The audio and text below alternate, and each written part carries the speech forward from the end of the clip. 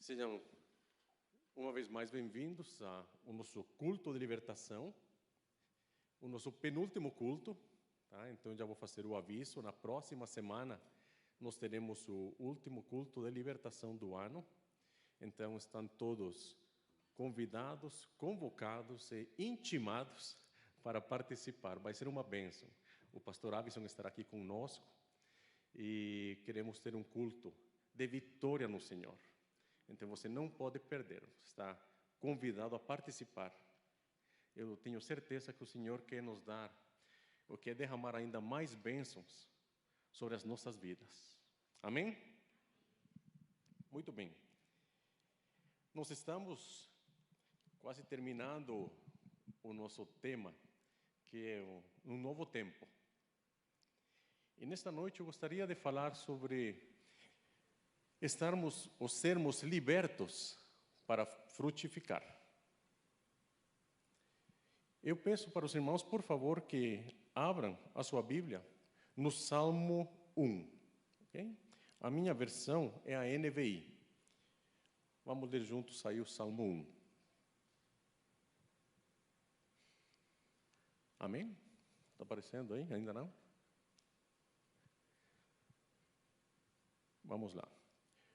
Como é feliz aquele que não segue o conselho dos ímpios, não imita a conduta dos pecadores, nem se assenta na roda dos zombadores.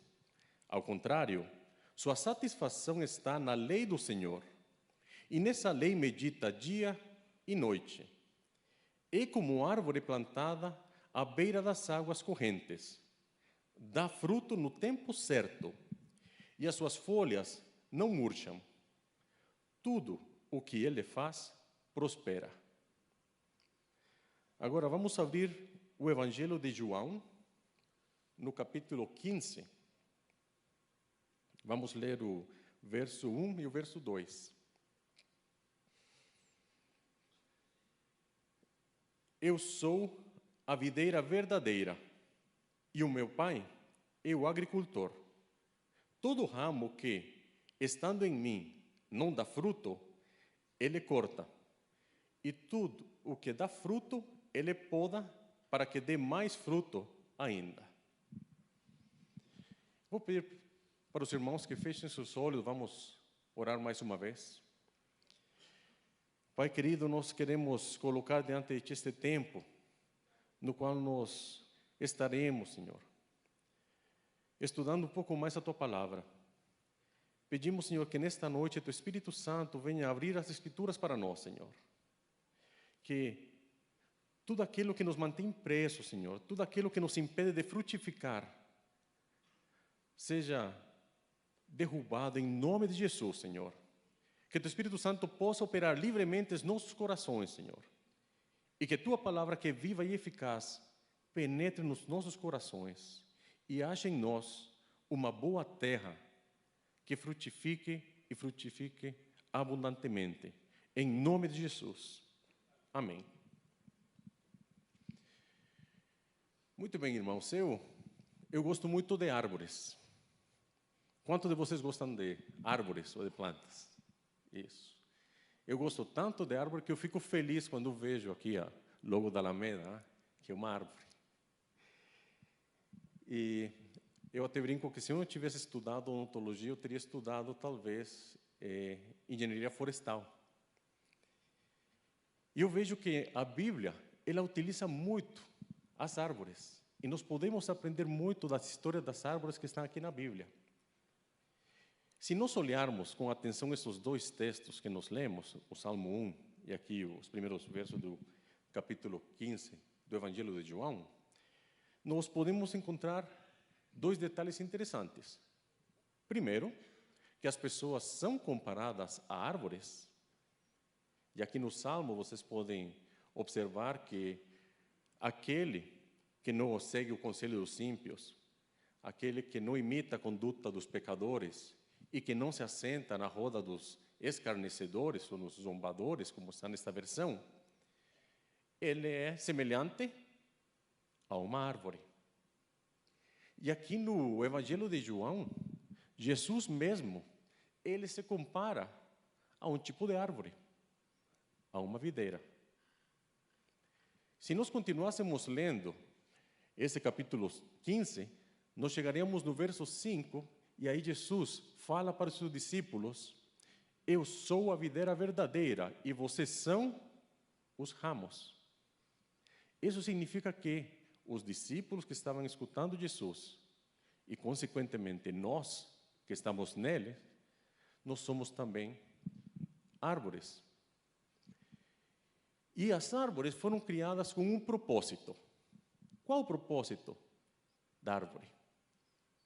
A resposta também vamos encontrar nestas duas passagens. Dar fruto. A árvore boa dá fruto. E isso é muito interessante, meus irmãos. Porque aos olhos de Deus, as árvores precisam dar frutos. Aos olhos de Deus, nós precisamos dar fruto também. E o que significa dar fruto? Basicamente, dar fruto significa realizarmos o propósito para o qual nós fomos criados. Eu vou repetir. Dar fruto significa realizarmos o propósito para o qual nós fomos criados. Amém? Muito bem. Mas hoje nós estamos no meio de uma luta. Uma luta que muitas vezes impede que nós realizemos o propósito para o qual nós fomos criados. E a Bíblia nos ensina que nós estamos lutando com 3 frentes. Uma das frentes é Satanás e seus demônios. Outra frente é o mundo, ou o sistema do mundo. E a terceira frente é a carne. Tanto Satanás e seus demônios, quanto o sistema do mundo, eles vão se juntar e vão fazer, ou vão estimular a nossa carne. Para quê? Para que nós não alcancemos aquilo para o qual Deus nos chamou. E é por isso que nós precisamos renovar nossa mente. É por isso que Paulo escreve lá para os Romanos, no capítulo 12, no verso 2, que nós precisamos ter uma mente renovada. Transformem-se pela renovação da vossa mente. E no capítulo 6, no verso 11, ele ainda diz: considerai-vos mortos para o pecado. Por quê? Porque para dar fruto, nós precisamos lutar contra o velho homem que ainda quer se levantar. Nesta noite, Deus quer libertar todos nós daquelas amarras que o velho homem ainda quer ter em nós. E eu tenho certeza que você sairá liberto nesta noite, desses enganos, dessas amarras. Amém? Então eu gostaria de compartilhar como é que nós podemos nos libertar de coisas que ainda estão em nós e que nos mantêm escravos e que não permitem que nós sejamos frutíferos para Deus. Voltando aqui ao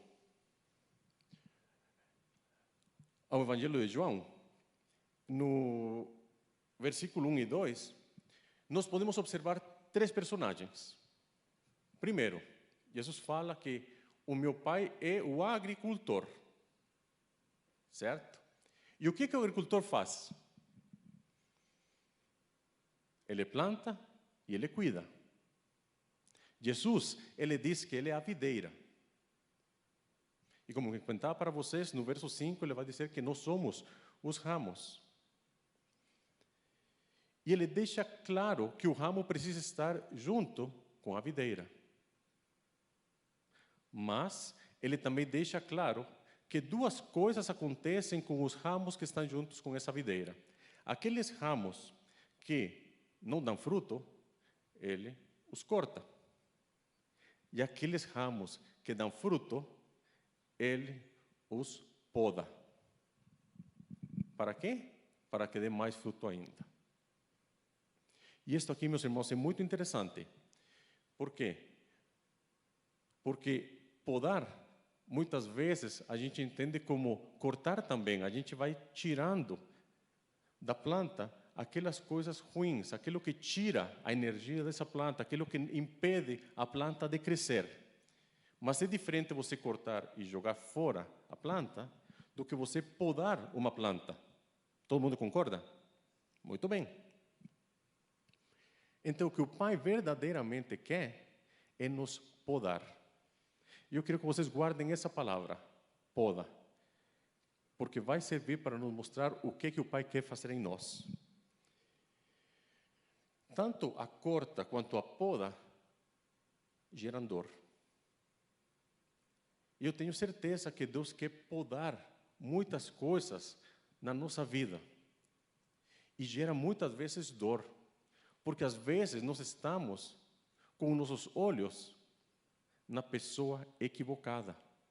Nós estamos olhando para situações, estamos olhando para nós mesmos, estamos olhando para circunstâncias, estamos olhando para sonhos e não estamos olhando para o Senhor.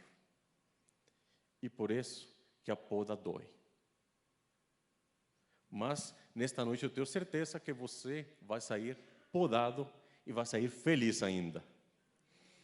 Poda, no original, significa purgar. E o que é purgar? É se tornar puro, se tornar livre de coisas que impedem o crescimento. Algumas traduções dizem limpar. Só que talvez a palavra limpar para nós possa parecer muito superficial. Por exemplo, eu vou pegar um pano e vou limpar aqui essa superfície. Podar é eliminar por completo, é tirar pela raiz aquilo que faz mal.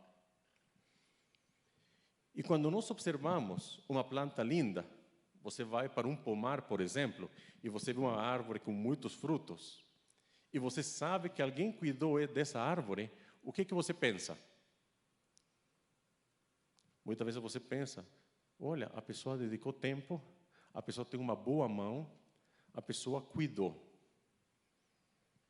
E lembremos, as árvores somos nós. O Pai é o agricultor. O Pai vai gastar tempo e recurso para que nós demos bons frutos. Frutos agradáveis para Ele.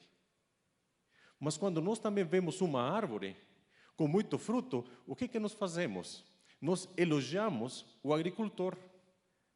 Nós começamos a falar, olha, essa pessoa cuidou, que legal, como ela tem uma boa mão. O agricultor recebe elogios. E o objetivo da poda nas nossas vidas é para que o Pai receba louvor, para que o Pai receba elogios. E a nossa carne, o diabo e o mundo lutam contra essa situação. Não querem que o Pai receba louvor. Por isso nós estamos numa batalha. Mas a vitória, meus irmãos, está garantida. A vitória é do Cordeiro. Amém? Muito bem. Então, eu falei para vocês que eu gostaria que vocês lembrem a palavra poda. E por quê? Justamente porque a palavra poda eu vou utilizar como um acrônimo daquelas coisas que o Senhor precisa tratar nas nossas vidas. O que Deus quer tratar na nossa vida? Primeiro, as prioridades equivocadas. E como nós temos prioridades equivocadas nas nossas vidas? Segundo, o nosso orgulho. Tem áreas nas nossas vidas que precisam ser tratadas, porque ainda tem muito do velho homem querendo se manifestar. Terceiro, a dependência de nós mesmos. Nós queremos fazer as coisas do nosso jeito, mesmo as coisas do Senhor. E por último, os amores rivais. Aqueles amores que vão concorrer com o nosso primeiro amor, que deveria ser o Senhor. Então, a palavra poda fica muito fácil para lembrar quais são as coisas que Deus quer tratar nas nossas vidas. Vamos começar então com a letra P, com as prioridades equivocadas. E uma prioridade é aquilo que nós consideramos importante para a nossa vida. É aquilo que pode ocupar, inclusive, o primeiro lugar nas nossas vidas. E aqui eu gostaria de fazer um parênteses. Eu esqueci de comentar que estas 4 circunstâncias, ou estas 4 questões que Deus quer tratar, às vezes se extrapolam, às vezes ficam uma sobre a outra. É difícil diferenciar, ok? Mas eu vou tentar fazer essa diferença. Eu gostaria que os irmãos abrissem aí Lucas, no capítulo 12, e vamos ler do verso 16 ao 21.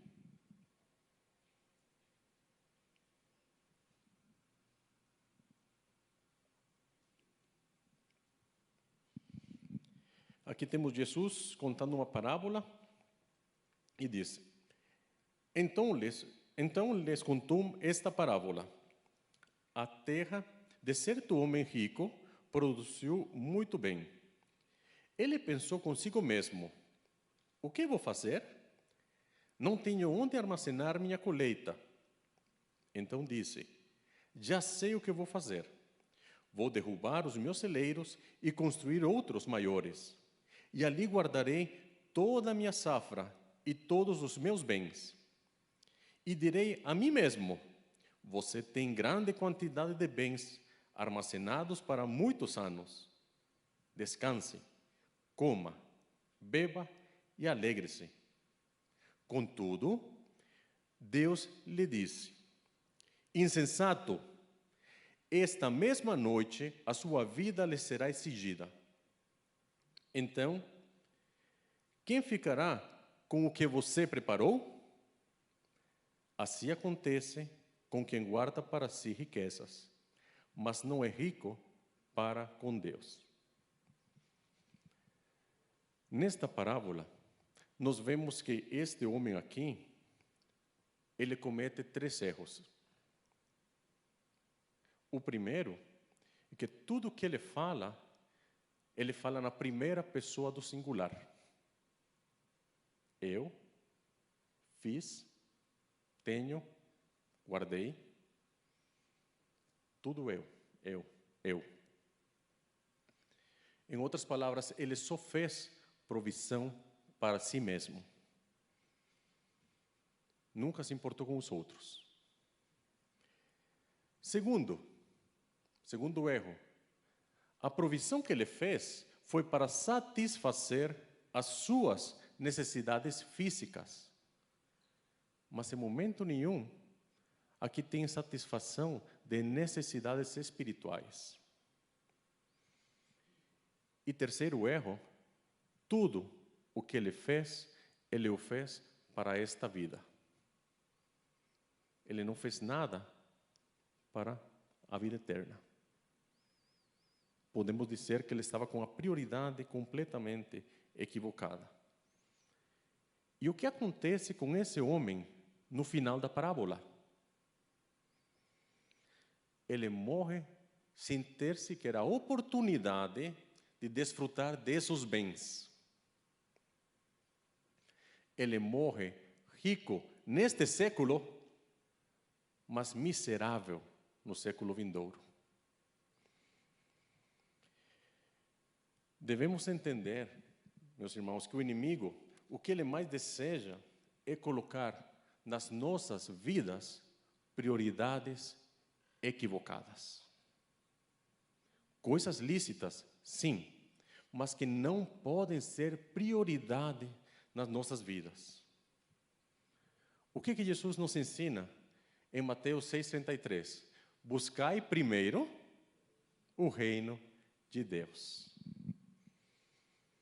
A prioridade tem que ser o rei e, consequentemente, o reino. É para isso que você e eu fomos criados. E é precisamente da mentira do diabo que nós precisamos nos libertar, de que nós podemos ter outro tipo de prioridade que não seja o reino. A nossa prioridade é o rei e seu reino. nós simplesmente somos dispenseiros, ou administradores do Rei. Tudo que está à nossa disposição, de quem é? É do Rei. Ele o tem colocado nas nossas mãos. E nesta noite, Deus quer acertar a ponteira da nossa bússola, para que nós andemos no caminho certo. Quem está comigo? Quem está entendendo aí? Amém. Muito bem. Deus quer trazer todos nós para um novo tempo, onde Ele vai ser a nossa prioridade. Coisas, muitas vezes, não acontecem nas nossas vidas, porque o diabo tem colocado na nossa mente que nós temos outras prioridades, que outras coisas são mais importantes do que o próprio Deus. E é justamente disso que o Espírito Santo quer nos libertar nesta noite. O inimigo, muitas vezes, nos mantém presos em coisas que não são prioritárias, que gastam a nossa energia e nos tiram do foco. Servir a Deus e servir o seu reino são a chave para estabelecer objetivos corretos. Quando servimos a Deus e servimos o seu reino, nós estamos glorificando Deus. E, meus irmãos, servir o Senhor e servir o seu reino não significa servir na igreja, embora isso faz parte, ok? Servir o Senhor e servir o reino significa que nós precisamos trabalhar para que o reino de Deus se expanda, para que o reino de Deus aumente. E como nós realizamos isso? Por meio do Evangelho, ou do evangelismo, visitando as viúvas, os órfãos, cuidando dos necessitados, falando do amor de Deus para aquele que precisa, compartilhando aquilo que Deus tem colocado nas nossas mãos com aquele que precisa.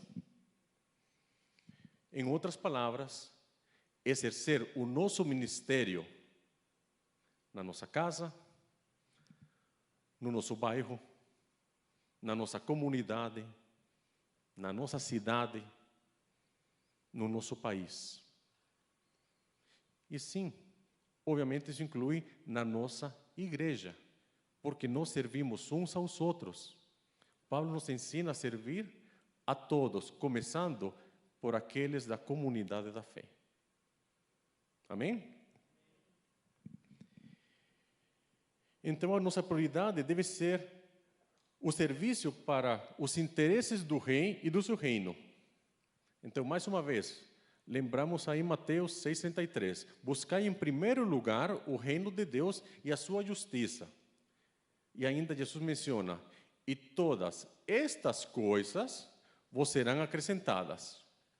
Quais são todas estas coisas que Jesus estava mencionando? A resposta está no versículo 31. As coisas que receberão aqueles que procuram o reino em primeiro lugar são comida, bebida e vestimenta. Aí eu pergunto para vocês, meus irmãos, vocês têm comida, têm bebida e têm roupas? Sim.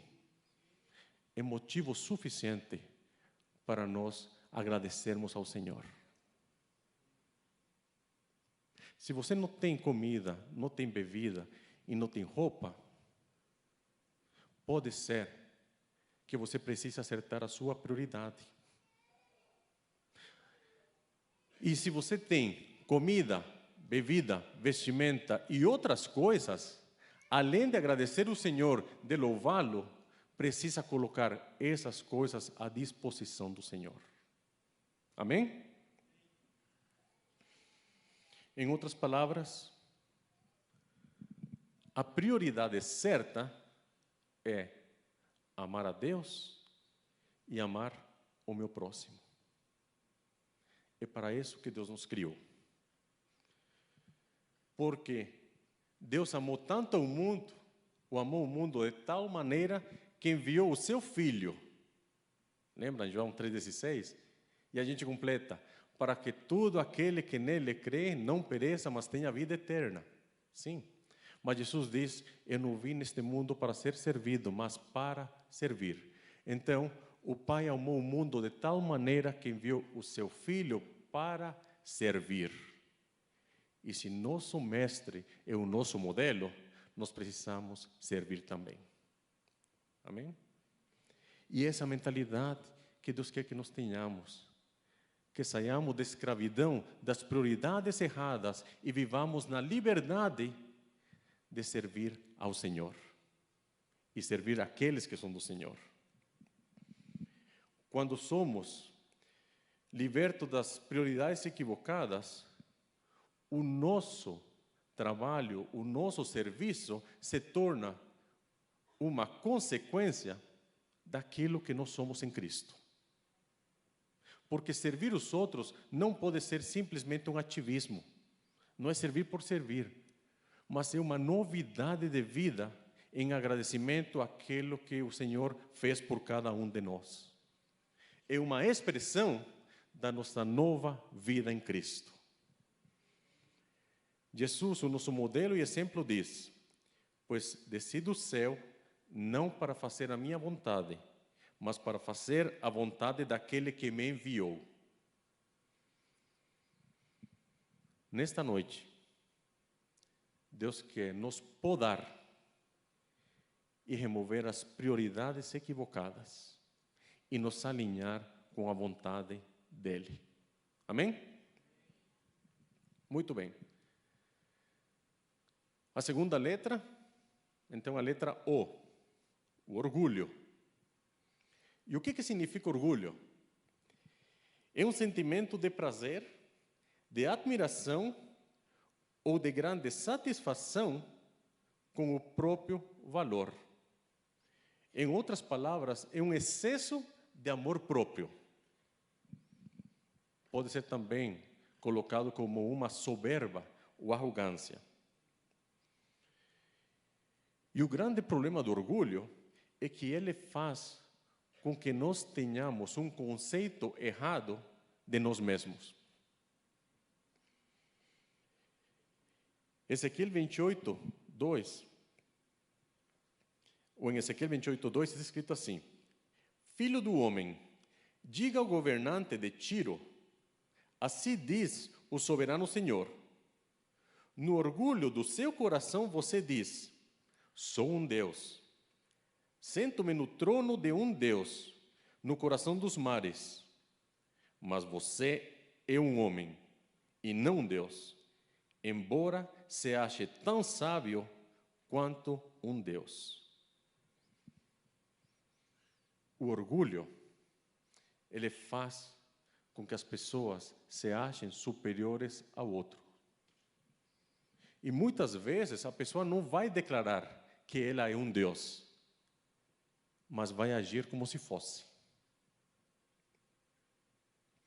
A pessoa vai achar que sabe de tudo, só ela sabe o melhor jeito de fazer as coisas, e pior ainda, não vai admitir uma correção ou não vai admitir os seus erros.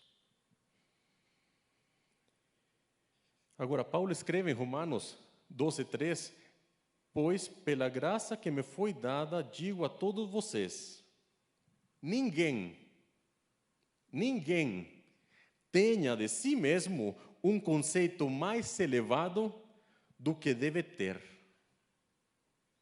Ninguém tenha de si mesmo um conceito mais elevado do que deve ter. Mas, pelo contrário, tenha um conceito equilibrado. E esta é a palavra-chave, equilibrado, de acordo com a medida da fé que Deus lhe deu. Então, para não cairmos no orgulho, é fundamental, é necessário que o Espírito Santo trabalhe em nós a humildade. Só que aqui nós temos outro problema, porque muitas pessoas pensam que humildade é ter uma baixa autoestima. Não, humildade é ter equilíbrio. Uma pessoa humilde é uma pessoa que tem equilíbrio. É uma pessoa que sabe a sua identidade. É uma pessoa que sabe o que o Senhor fez, sabe quem ela é em Cristo e o que ela pode fazer. É uma pessoa que não se acha superior a ninguém, mas que também não se acha inferior. Nesta noite, Deus quer nos libertar das prisões do orgulho e derramar sobre nós a humildade de Cristo. O humilde, ele reconhece que todos pecaram e que todos estão destituídos da glória de Deus e que precisa de um Salvador. Todos, meus irmãos, todos.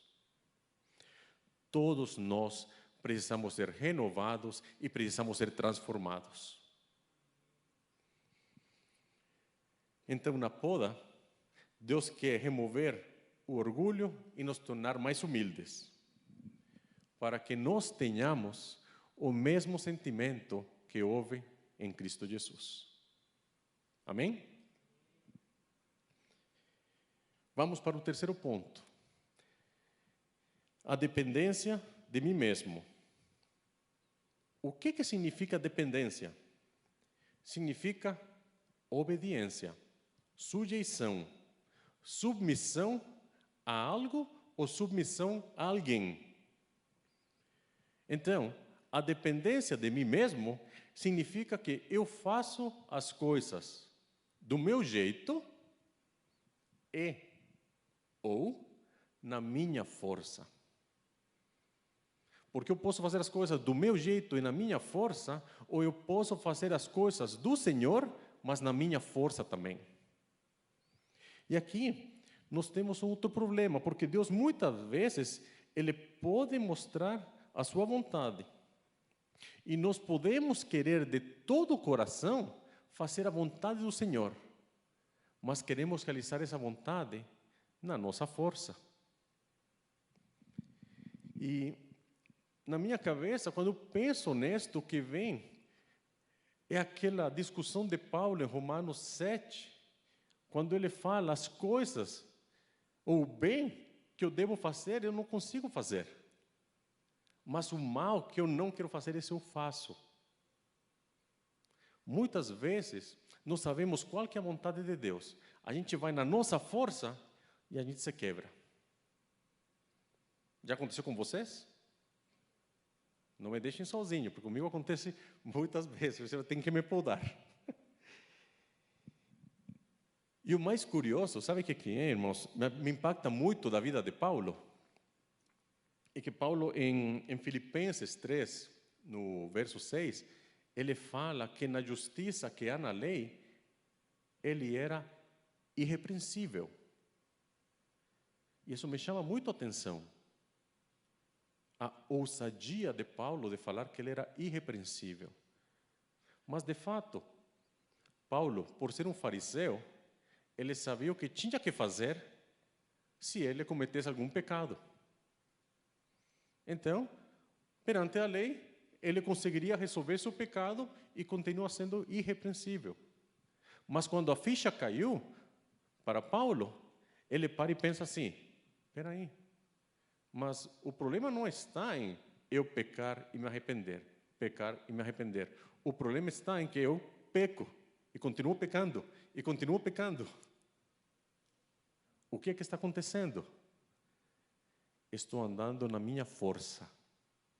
Mas quando eu ando na força dele, eu sou mais do que vencedor. Então o Senhor quer nos chamar para que nós sejamos mais do que vencedores. Mas nós somos mais do que vencedores onde? Em Cristo. Em Cristo. Não na nossa força, mas na força dele. Amém?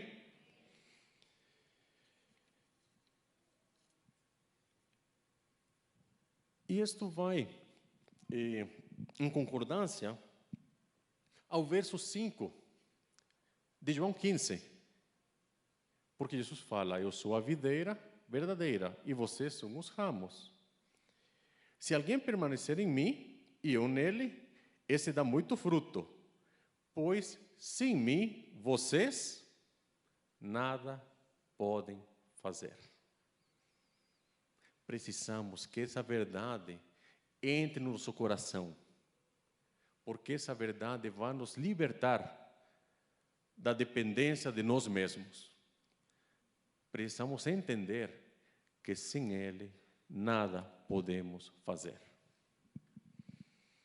Deus deseja que dependamos dEle unicamente, mas não só para realizarmos coisas, mas também para termos uma vida de descanso nele. Se nós formos lançados, jogados no meio da fornalha, Deus quer que nós descansemos nele. Sabe por quê? Porque ele vai ser o quarto homem que vai aparecer ali dentro da fornalha. Se nós estivermos passando por um deserto, Deus quer que nós descansemos nele. Sabe por quê? Porque ele vai ser a nuvem durante o dia, a coluna de fogo durante a noite. Ele vai dar o suprimento, o maná diário para nós. Deus quer que nós dependamos dele. Porque no momento que nós estejamos vivendo no meio de uma tempestade, o que vai acontecer? Em algum momento, ele vai levantar e ele vai acalmar a tempestade, porque ele está no barco conosco. Ele nunca nos abandona, nunca nos deixa sozinhos. Você já entregou sua vida para ele? Sim? Então você não está sozinho. Você nunca está sozinho. Pegue essa verdade e guarde-a no seu coração. Os seus dias, todos estão na mão dele. Davi escreve no Salmo 31, do verso 14 ao 15, mas eu confio em ti, Senhor, e disse, tu és meu Deus, os meus tempos estão nas tuas mãos. É ali que nós estamos, na palma, na mão do Senhor. Glória a Deus. Deus quer podar você e eu. E Ele quer nos libertar da dependência de nós mesmos. Porque Deus quer que nós descansemos nele e aprendamos a viver dele também, na sua dependência.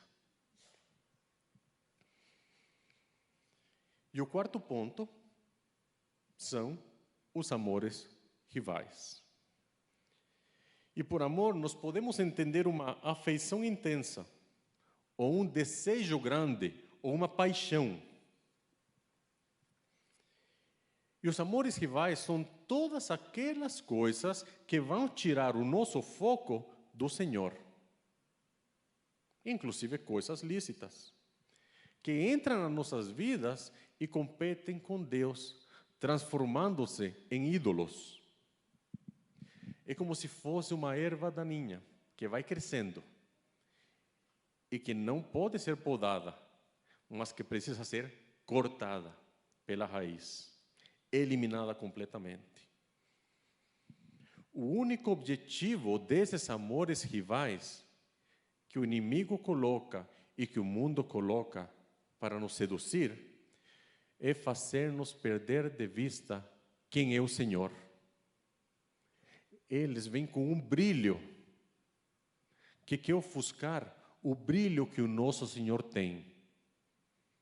E precisamos pedir para o Senhor que nada tire do nosso olhar o brilho que Ele tem. Eles começam a tomar espaço no nosso coração e começam a mexer com nossas emoções. E nós sabemos que aonde estiver o nosso tesouro, aí vai estar o nosso coração também. E aqui eu gostaria de contar rapidamente um testemunho. Há uns 4 anos atrás, eu recebi uma bolsa do governo da Austrália para ficar 6 meses fazendo uma pesquisa. Eu gosto muito de fazer pesquisa. Quando vim para o Brasil, eu fiquei assim, doidinho, porque sabe, no Brasil tinha muita oportunidade para fazer pesquisa.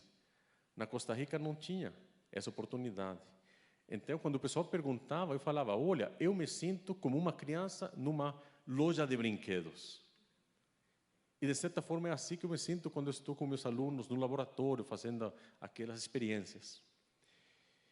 E eu estava levando minha filha, Mariana, para a escola, e comecei a falar com o Senhor, e falei, Senhor, eu estou preocupado, porque como vai ser quando eu voltar para o Brasil depois dessa experiência na Austrália?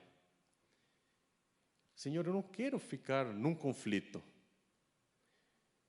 E o Espírito Santo falou para mim assim, qual conflito? Não, Senhor, o conflito entre fazer aquilo que o Senhor está mostrando que eu devo fazer com a minha vida e eu ficar na loja com os brinquedos, fazer aquilo que eu gosto. E pela segunda vez eu escutei o Senhor falar comigo, qual conflito? Eu parei o carro e comecei a chorar. Aí Mariana perguntou, pai, o que houve? Eu falei, filha, o Senhor me deu um tapa de luva neste momento aqui no rosto que você não imagina. Por quê? Porque quando Deus nos mostra a sua vontade, não pode haver conflito. Nós que criamos o conflito. Quando começamos a ver um brilho maior em coisas diferentes ao brilho que o Senhor tem.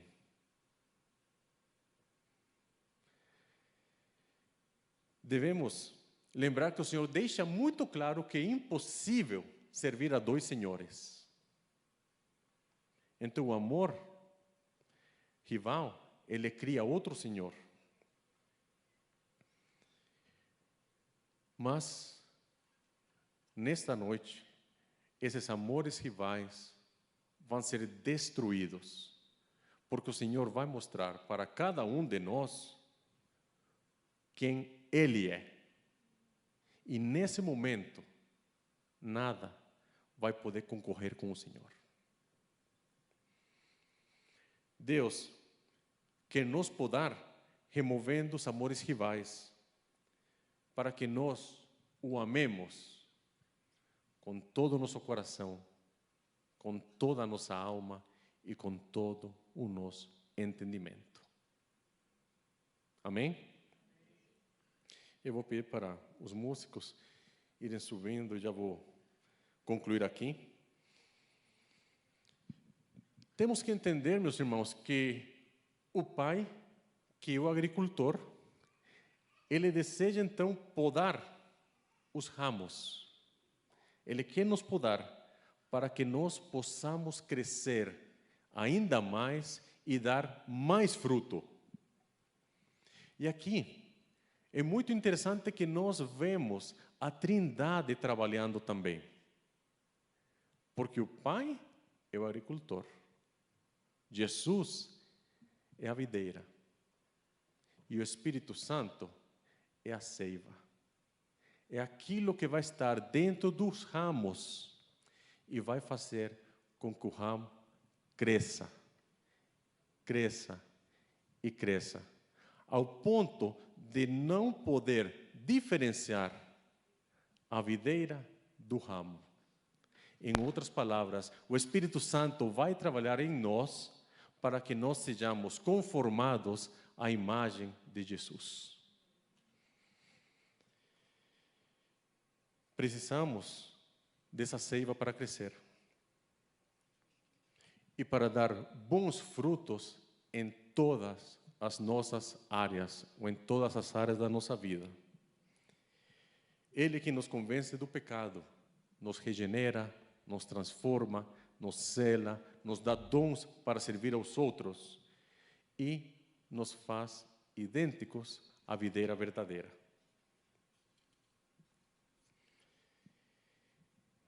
Então, meus irmãos, se tem alguém que gostaria nesta noite de ser podado por Deus, eu estendo o convite para que venha aqui na frente. Coloque aquilo que você quer que o Senhor pode, que o Senhor liberte da sua vida. Porque Deus está preparando novos tempos. O ano não terminou ainda. Está quase terminando. Mas Deus quer nos podar para um novo tempo.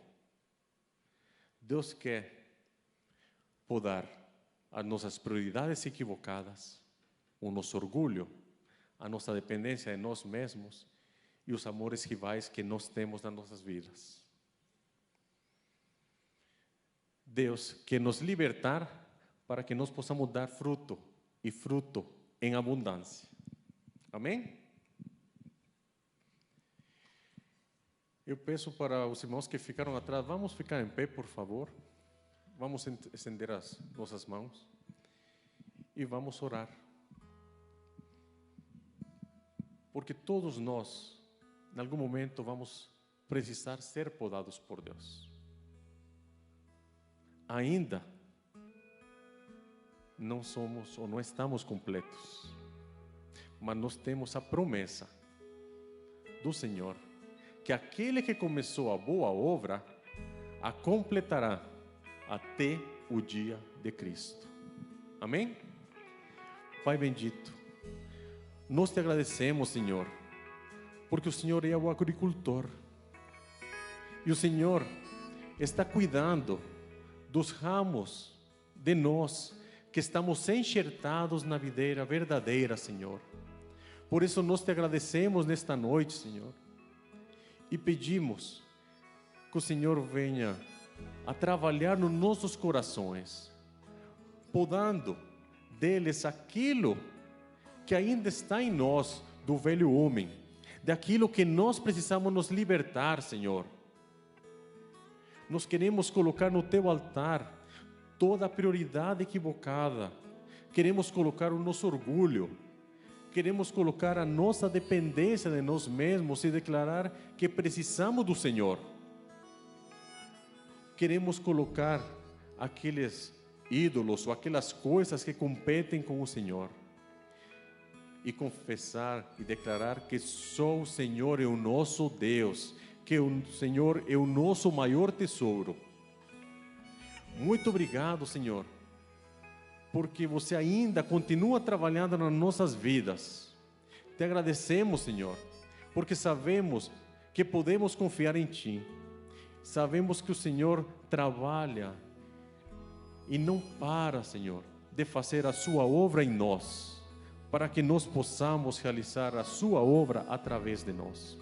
Por isso, nesta noite, colocamos diante de Ti as nossas vidas mais uma vez. Louvamos e Te agradecemos, Senhor, pela Tua maravilhosa obra nas nossas vidas. E Te aplaudimos, Senhor.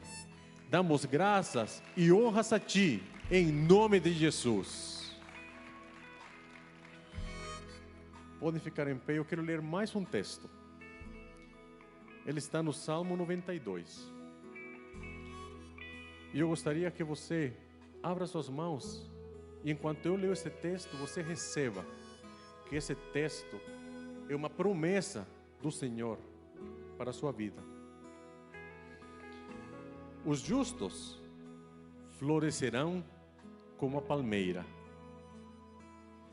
crescerão como o cedro do Líbano, plantados na casa do Senhor. Florescerão nos átrios do nosso Deus. Mesmo na velhice, darão fruto. Permanecerão viçosos e verdejantes, para proclamar que o Senhor é justo. Amém? Todos nós temos um propósito: glorificar o nosso Deus. Esse é o nosso fruto. Então, saia com esse fruto na sua mão e dê mais fruto em abundância para a glória do nosso Senhor. Amém? Amém. Uma boa noite a todos. Nós estamos encerrando aqui o nosso culto. Que o Senhor nos dê a todos um bom descanso. Leve vocês em segurança para casa. Se vocês precisam de oração, vamos estar aí o pastor Maurício. Vamos ficar por aqui. Vamos estar acompanhando vocês. Amém? Uma boa noite para todos e um bom descanso.